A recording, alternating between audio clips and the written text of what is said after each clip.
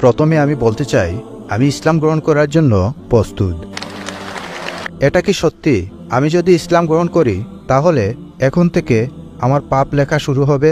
যখন কোনো ব্যক্তি ইসলাম গ্রহণ করে তার পূর্ববর্তী সব পাপ ক্ষমা করা হবে যা সে করেছিল। সে যেন নবজাতকের মতো। প্রিয় নবী সাল্লাল্লাহু আলাইহি ওয়াসাল্লাম বলেছেন, যে ব্যক্তি ইসলাম গ্রহণ করে তার আগের সব পাপ ক্ষমা করা হয়, যা সব পাপ আপনি করেছেন। এটা হতে পারে ডাকাতি বা শিরক। যখন আপনি বিশ্বাস করেন সৃষ্টিকর্তা একজন এবং নবী মুহাম্মদ সাল্লাল্লাহু আলাইহি সাল্লামকে, আপনার আগের সব পাপ ক্ষমা করা হয়।